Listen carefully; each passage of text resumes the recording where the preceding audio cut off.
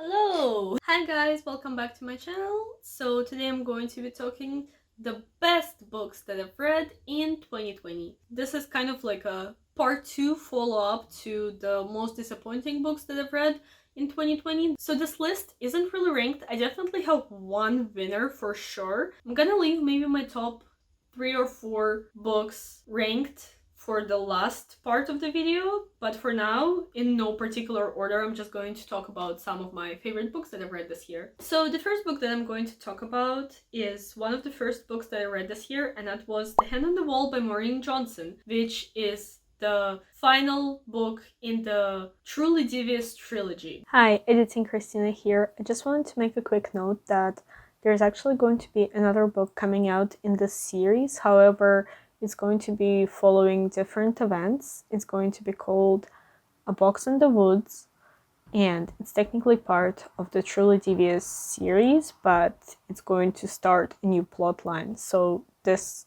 book was the conclusion to this specific plot line, but there is going to be more books coming out in the series technically. So just wanted to clarify that. Which is a YA mystery thriller series about what's her main character's name? I'm so bad with names. So the book follows two timelines, the present day and roughly 80 years ago or so. So the present timeline follows our main character, whose name is escaping me right now, but she is invited or accepted into this prestigious specialized boarding school where students go to pursue a specific subject of their interest. So the school basically selects students with very kind of big aspirations and passion in a certain subject, like coding or fashion design, or for our main character it would be true crime, and they basically nurture their love for this subject and kind of accommodate their learning to study the specific subject and focus on that one. With the second timeline, we follow the story of the founder and his wife and daughter who went missing, and then there was also a student who was found dead on the grounds of the school. Was she killed? Was it an accident? Was it a suicide? Nobody knows, and nobody has ever figured out the disappearance of the wife and the daughter of the founder of the school. We see the founder and how he's handling the disappearance and the people that he's working with, and the story of the girl who was found dead later.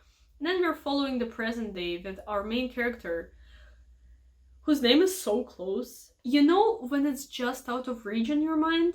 Like, I can just think about the name, but it's slipping away from me. It's so frustrating. Anyways, we follow our main character in the present day, who is basically coming to school to study true crime, and she is going to investigate this old cold case. And she is starting to do that, but then the events are starting to kind of mirror what happened in the past. And I just had the name. Oh my god. Stevie! Stevie is the name. Her name is Stevie. Guys, I struggle with names so much. I'm gonna leave this in just so that you can see how much I struggle trying to remember this name. But yeah, Stevie, our main character, she is starting to investigate. Things are starting to mirror the past, and she herself is kind of in danger, and that's all I'm gonna say. That's the premise of the first book. It's a trilogy. I finished the third book. Great conclusion to the series. One of my favorite series of all time. Absolutely loved it. However, this should have been one book for sure, because each book ends on a cliffhanger. I think that's a pretty universal opinion, but now that I've read the entire trilogy, I'm happy with it. It was amazing. Let's move on to the next one. So the next book that I haven't been talking about much this year, but finally I have a reason to bring it up again. That is The Merciful Crow by Margaret Owen, which is the first book in a YA fantasy duology. The world was very complex. It felt very original, and I absolutely loved the magic system. So this fantasy follows our main character Fi, who is basically a chieftain in the making. In this world, there are different castes that are named after birds, and so she's part of the lowest caste. Nobody hates them, nobody wants to come in contact with them. They're the crows. Crows are the people who are taking care of the dead, of the people who have fallen prey to this plague that's kind of taken over this world, and so the crows are the ones that take care of the dead. And why they do that is because they are immune to it. So you can get sick from handling the dead corpses if you're not one of the crows. And yeah, so they handle those, but they're looked very down upon, even though the society really, really needs them. Each cast has their own magic that is kind of inspired by the bird. So there are sparrows who are like lower classes, and pigeons and crows who have kind of like more of a practical, I guess, type of magic. And then there's, I think, peacocks who have the magic to kind of like look beautiful or something. I honestly don't remember. I hope that the book would have a list because it's fascinating. There's a bunch of different casts. I would say there's probably like 10 or 12 or something like that. Yeah, it was fascinating to learn about all the different birds that are the casts are based on and what different magics they have. And for each cast, there's also witches. This magic is normal and everybody has it, but the witches have kind of like special abilities that are still based on their cast, but they're basically extra. How you use the magic in this world and kind of how the trade is made is the magic is in the teeth, so you take the teeth of the dead, and that's how you can use the magic from that particular class if you're not from that class. It's kind of complicated, it's super cool, I really love it. I really like the characters there, and basically the premise is, and it's kind of very confusing when you just go into the book, I was like, what is happening?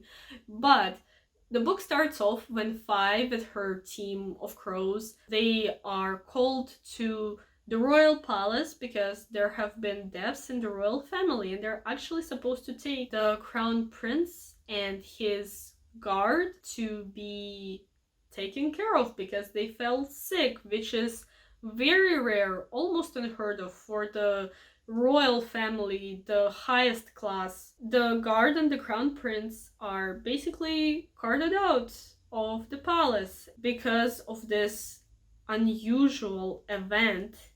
Shenanigans ensue, and then Fi finds herself on the run, kind of being pursued to be prosecuted. She and her team of crows run into a lot of trouble and a lot of basically bad treatment from other casts on their way to kind of escape this pursuit. So that's all I'm gonna say. It's kind of a on the run magical type of story, and I found it really fun. I loved learning about the magic system. I clearly forgot quite a bit, but because there's a lot of detail in it, and I definitely want to reread the book. And there's a very cute kitten in the book as well, and I'm just gonna make life easy for everyone, and the kitten doesn't die. So if you want to read about a wholesome pet, this is a good book. It has a wholesome little kitten that everybody loves, and the kitten is safe. So you're good to go. Okay, now let's talk about a contemporary that I really loved this year. I think this is the only contemporary that I've read this year. Oh, no. No. I definitely read more contemporaries this year. I think this is the only contemporary on this list. It is none other than The Love and Lies of Roxanne Ali by Sabina Khan. This book just explored so many hard-hitting things. I would look up trigger warnings if there are any triggering topics that you personally like to know about. I would definitely look that up. There are quite a few. This book is about Roxana, who is a Bangladeshi American teenager, and she's gay, and her family doesn't know about it. And then they do, because they find out about it. Her mom finds her kissing her girlfriend, and she doesn't take it well. Not at all, actually. After her mom finds out, and this all happens at the beginning of the book, so it's not a spoiler, but her mom basically is like, okay, you need a break from this American culture, go to Bangladesh. And so her parents and her, they go to Bangladesh, even though she doesn't want to go. She wants to be home. She's like, you're making a big deal out of this. She's very frustrated. She didn't plan on her mom finding out that soon. She wasn't ready to tell them. I'm not gonna say much more of what happens. This book handles the topics of homophobia and prejudice and kind of cultural differences as well, really well, but it's mostly just about homophobia and kind of how far people can go in trying to change something that is inherent about a person. It's absolutely disgusting and horrifying, the things that Roxana kind of ends up going through. There are whole layers to this story. She learns about her grandma and some things that her grandma went through, and that part to me was so horrifying to read, but also because this is 100% something that so many women went through. So many. This is why I'm saying check the trigger warnings, because there's just a lot of things that people do to other people that just make you kind of lose faith in humanity a little bit. The amount of horrible things that people have to go through not having done anything wrong, I don't know, it's upsetting me. I don't know if I gave any other contemporaries this year 5 stars, but this one was 5 stars, hands down. When I was reading it, I was messaging my friend. I was like, oh my god, I can't believe what's happening. People are crazy. Everything is crazy. I am crying. I went through such an emotional roller coaster with this book. Sabina Khan, she went there. She was like, you want to suffer? Like, here. Like, not even a little bit of suffering. I'm just gonna like dump the entire bowl of suffering into this book. There were so many good conversations, and yeah, I can't speak coherently about it just because thinking about everything that characters in this book go through and how that's very realistic, which I think is the most touching part. I was reading it and it was reading almost like a non-fiction, almost like a memoir. The characters were so tangible and so real, and the culture, I think she handled really well showing the difference in culture in Bangladesh and in America. She wasn't looking down on Bangladeshi culture, even though she was talking about how it's less accepted and less common for people to be out in Bangladesh than it is in the United States. But I think she handled it well, where she wasn't like, everyone in Bangladesh is the same prejudiced person who isn't gonna accept anyone on the LGBTQIA plus scale. She clearly showed that that's not true, and we can't just put a blanket statement on the entire culture, on the entire country of how they perceive and how they treat somebody, which is great. When it comes to portraying culture, I think it's very important to show the nuance and that not everyone from the same culture is the same person and thinks the same. I really appreciated that. Yeah, overall, just a super good, hard-hitting contemporary that I would highly recommend everyone to read, but have tissues ready. That's all I'm gonna say. Okay, and the next book that I want to talk about, I'm not gonna talk about too long because I hopefully had just posted a wrap-up video so you can hear more about my thoughts on this book in my wrap-up. The book that I wanted to mention is A Deadly Education by Naomi Novik. This is a book that I didn't give 5 stars to, but I did give 4.5 stars to. This isn't a book for everyone. I think you probably have seen it around booktube, but if you haven't, just to give you a quick synopsis, this is a book about a magic school with no teachers. There are a lot of monsters that are all trying to kill the students, and half of the graduating class doesn't survive graduation. Once you go into the school, you either graduate or you die. And we follow our main character, Galadriel, or Elle. Every magician in this world has an affinity. Her affinity is mass destruction, basically. So she's trying to kind of hold back her powers to not kill everyone in the school just by trying to kill one monster. So she has to keep herself back from really using her powers. And then we also have Ryan Lake, who is kind of her nemesis, kind of her rival. He is basically the hero of the school. Everybody kind of hates and stays away from Galadriel. Everyone looks down on her. She doesn't have any friends, but everybody absolutely loves Ryan because he saves everyone.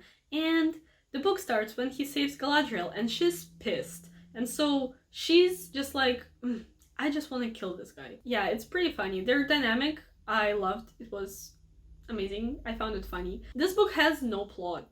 I'm just gonna say it right now, and I talk about it more in my wrap-up, as I said. So if you want to learn more, definitely go check that one out if you're debating whether or not to pick this book up. But this book had no plot, And also, this book is not a character-driven book.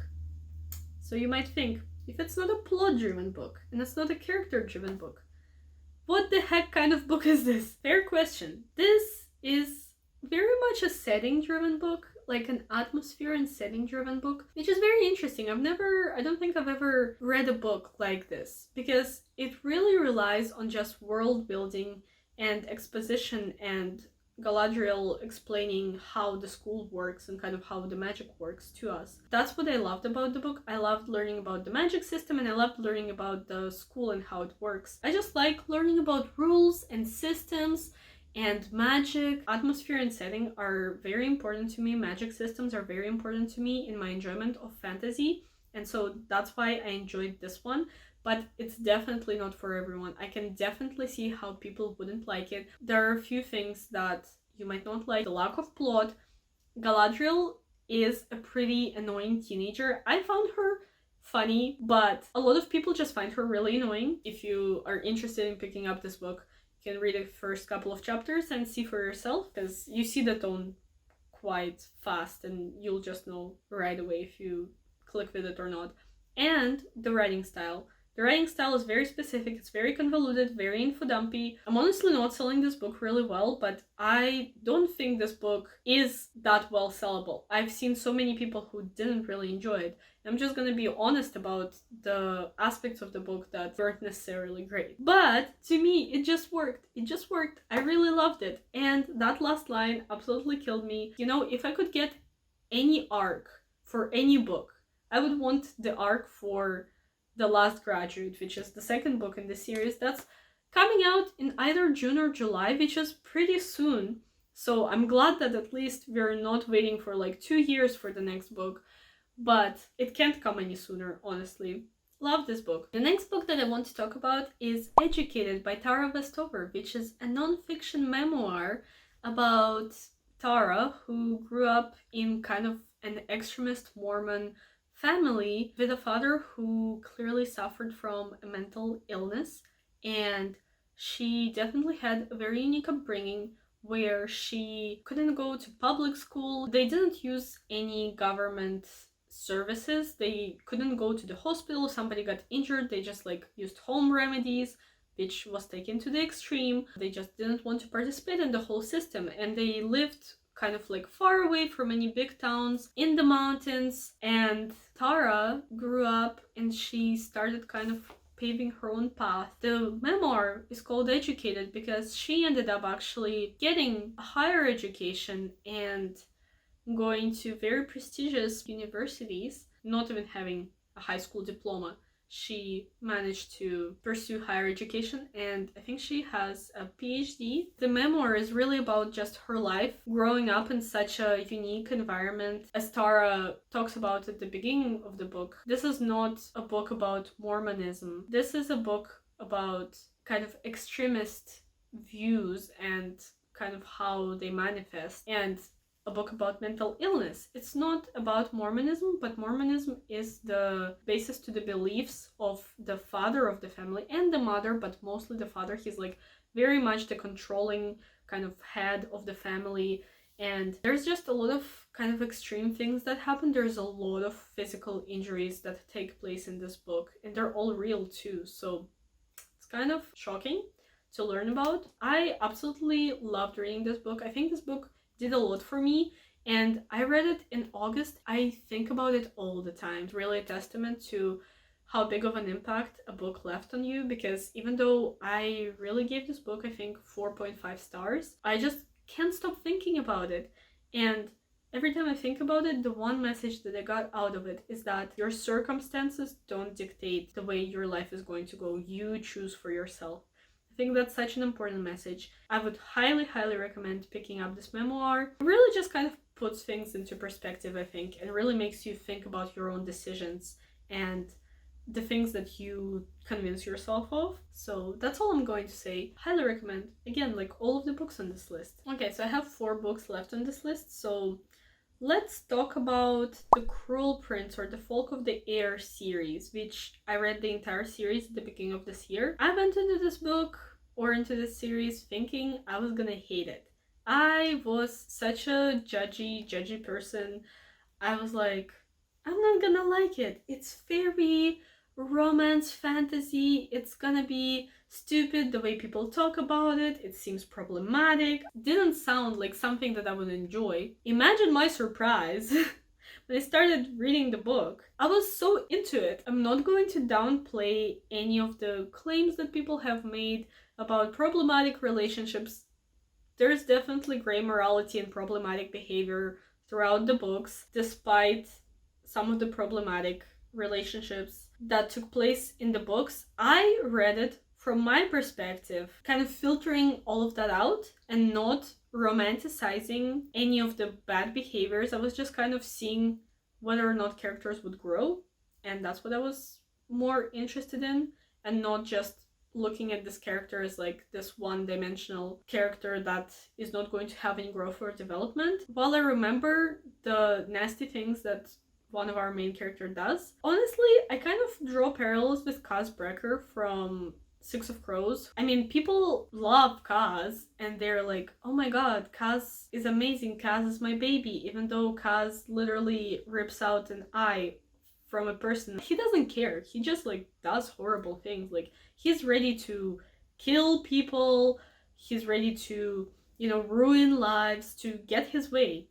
And I don't see how that's very different from the Cruel Prince in the book Cardan. He does it just for shits and giggles. I mean, okay, he does have a backstory. Let's give him that. Before I just go on a whole rant, let's talk about the synopsis of the book. The Cruel Prince follows our main character, Jude, who has two sisters, a twin sister, Taryn, and her older sister, whose name is escaping me right now. But we follow Jude primarily. When she's a kid, her parents are murdered by this Fae, and then he takes them into his own custody and brings him over to the Fae land and raises them as his children. And actually, her older sister is his biological daughter. She's half Fae, half human.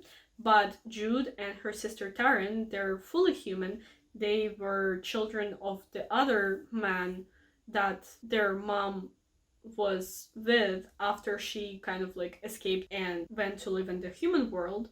And so he came back, murdered her husband, took his child and the other two children and raised them. When she grows up, she is faced with a lot of hate and prejudice because Fae really look down upon humans. They see them as lesser, as just something to make fun of. Jude has to grow up in this environment, but instead of just being like her twin sister who's just like taking it and she's like, I'm just gonna be sad and I'm gonna, wallow and be sorry for myself. Jude's like, nope, I want power, I want status, I want to, achieve things. And so she basically at the beginning of the book becomes a spy for the crown prince. Shenanigans ensue. I'm not gonna say much more, but there's a lot of development from where the first book starts and then where we end up in the third book. I love this book. The relationships were so complex. There were so many horrible characters, and I love reading about horrible characters when done right. And Holy Black,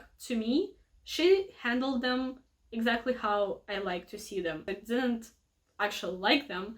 I just enjoyed reading about them and being frustrated and being like, why are you so bad? I hate you. I really enjoyed how she developed character relationships and kind of the progression of the plot. I think everything was just well balanced and it was honestly just super entertaining.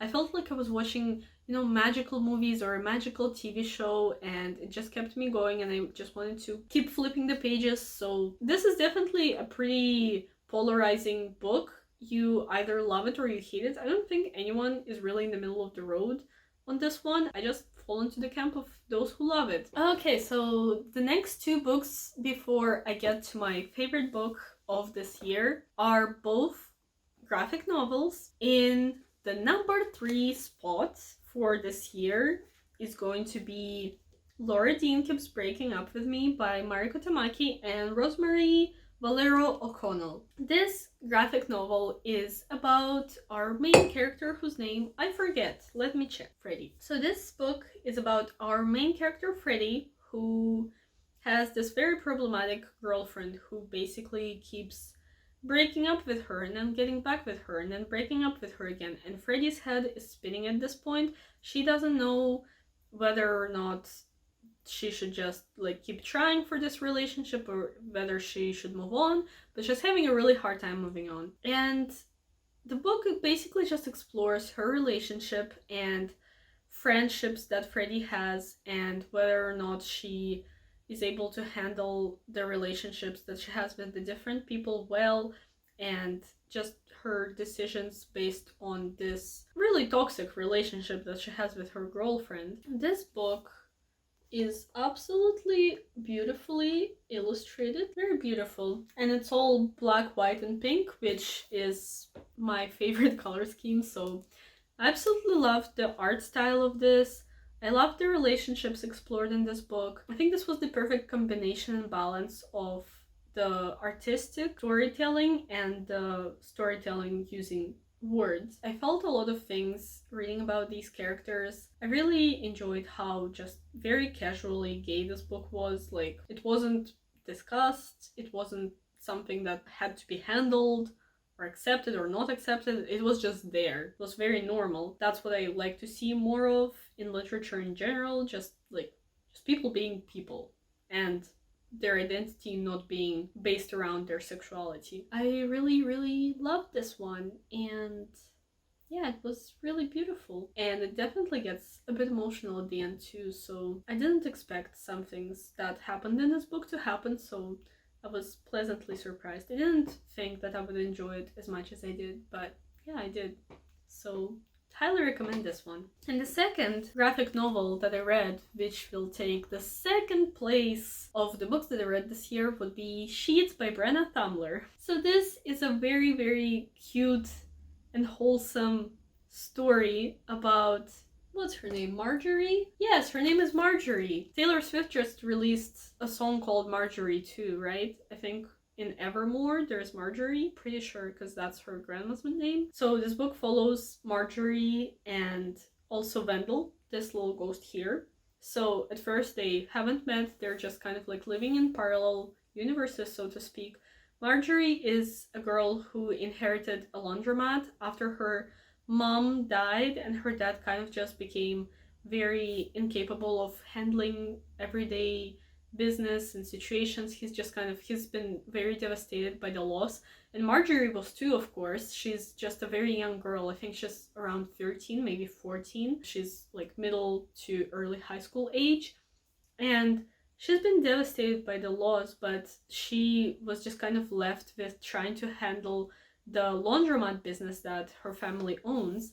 And she's been having a lot of trouble with like some nasty clients and this guy who's trying to buy the laundromat from her. And so she's going through all of that and trying to handle her grief because her mom only died last year, so it hasn't been long. The second perspective is Wendell, who is a ghost, and he refuses to believe that he's dead. He's just in denial. He doesn't remember how he died, and it's kind of like a traumatic thing for him. He doesn't want to let himself remember how he died. He lives in the ghost world, but he doesn't feel like he fits in. He decides to kind of take off and go into the world of humans, and he is attracted by the laundromat because there are all of these sheets in the laundromat, and he's like, oh, friends, and he goes into the laundromat. But then he meets Marjorie, and yeah, I'm not gonna say anymore because I'm basically just gonna tell you the whole thing. But yeah, this is a very wholesome and very funny comic book. There are so many hilarious moments, especially the end.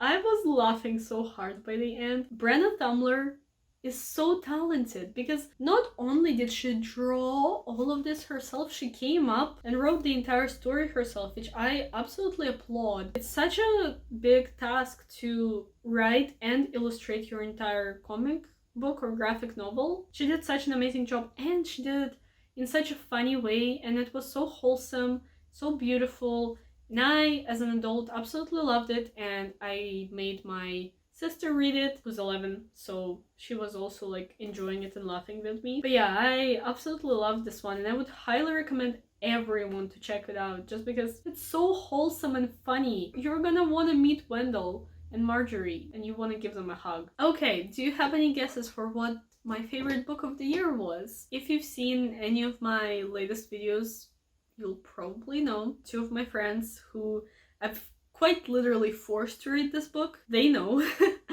Without any further ado, the best book that I've read this year was Anxious People by Frederick Backman. What a beauty. I have so many feelings about this book. It just hit me in the feels because it made me feel so seen and so okay where I'm at in life. I feel like I should just read this book every couple of weeks just to kind of refresh it and give myself a break. This book is about a robbery gone wrong. Our unfortunate robber tries to rob a bank, but then basically ends up hosting a bunch of very weird people hostage. And these people are the worst hostages and they're insufferable. And they're hilarious in their insufferable ways. Chaos ensues and we just kind of see two timelines, the timeline after the robbery took place and we're in the police station, and we also see as the robbery was taking place what was happening. We learn about the robber. Honestly, this book is not about a robbery. It is, but it's not. It's really about being human, being an adult, not knowing what the hell you're doing in life, and how all of us are just clueless. What's funny and what I'm realizing right now is I feel like if you do feel clueless and like you don't really know what's happening and you just feel like you're just faking it until you make it, you'll relate to this book. But my friend, who is very level-headed and she like really knows what she's doing, she didn't love this book as much, and I feel like because she probably couldn't relate to it as much. Because I feel like an absolute mess and I could relate to all of these people just being ridiculous and not knowing what the heck is happening in their lives. And I could relate to that. Before, I thought that everyone would relate to this book, but now that I think about it, maybe if you're basically on an adulting level, you're like 10 out of 10, you're adulting, you're handling everything well, maybe you won't like this book as much because you're gonna be like, why are these people just so ridiculous and they can't handle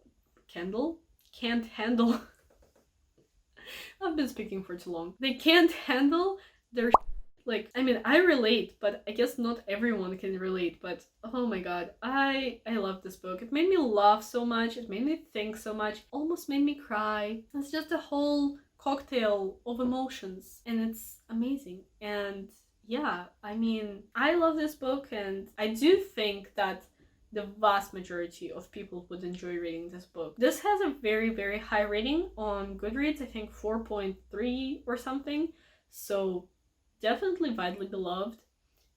Don't listen to my friend, listen to me and read this book. But yeah, that's the best book of this year for me. Okay, so those were all of the best books that I've read this year, and I feel just so much happier having talked about all of these amazing books. So I urged you to pick up at least some of them. Some of these are more subjective than others. Some of these I would actually say they're just like good quality literature that you can learn something from, you can get something from, while others I just enjoyed on a personal level. But yeah, if any of these sounded interesting, please pick them up. I urge you to do it. Let me know if you've read any of these, if you agree with my ratings, and what were your top books that you've read this year. I would love to know. Thank you so much for watching, and I will see you in my next one.